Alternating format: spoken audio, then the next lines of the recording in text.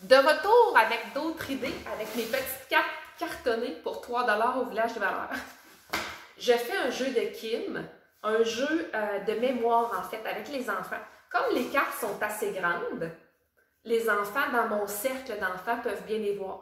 Fait que c'est intéressant de ne pas avoir des petites affaires grosses comme ça, c'est tout petit. Essayez d'avoir quelque chose d'assez grand. Donc, je prends mes cartons, j'ai sorti 5 différents animaux. Je les fais nommer aux enfants, la tortue, le cheval, l'éléphant, le papillon, le chien. Les enfants sont invités à les regarder. Et attention, je dis aux enfants, je les retourne. Donc, le jeu, c'est un jeu de mémoire. Trouver qu'est-ce qui manque. Comme les cartons sont tous faits de la même couleur derrière, ben c'est intéressant parce que là, les enfants doivent vraiment se rappeler qu'est-ce qui est en dessous. Je ne vais pas retourner les 5 au début. Je retourne les 5 et les premières fois que je le fais, le jeu de mémoire avec les enfants, je retourne quand même quelques cartes. Tu te rappelles, on avait l'éléphant. Tu te rappelles, on avait la tortue. Tu te rappelles, on avait le chien. Et on avait le papillon. Est-ce qu'un ami se souvient qu'est-ce qui était là?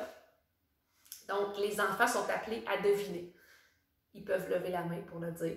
Ils pourraient venir toucher la carte. Au début, c'est difficile ce jeu-là parce que les enfants vont se jeter un peu sur les cartes. Ils ne vont pas attendre leur tour. C'est des choses qu'on peut leur apprendre aussi dans un petit jeu d'équipe. Quand on joue avec de 4 à 10 amis, c'est faisable. Avec un groupe de 20, je ne le ferai pas. Je le ferai avec un maximum de 10 amis. C'est quand même faisable et agréable. Donc, le cheval, yes!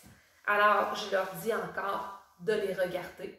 Puis je peux jouer de cette façon-là, de plusieurs minutes.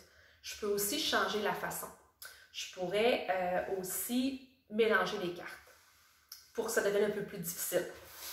Donc, je ramasse toutes les cartes et je mets le cheval et je retourne l'éléphant et la tortue.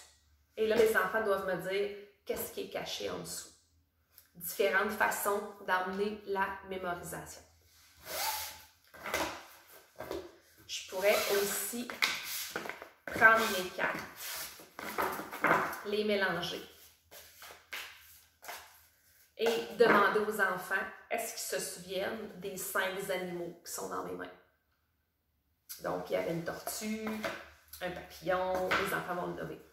J'en avais pris 5. Je pourrais, quand ça devient facile, le faire avec un 6e animal, un 7e animal.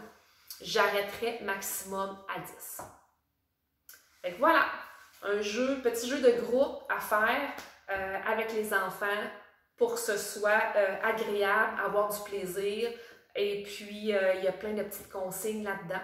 Lever la main, attendre son tour, concentration. On travaille la mémoire de l'enfant aussi. Donc, une autre méthode pour s'amuser avec les enfants.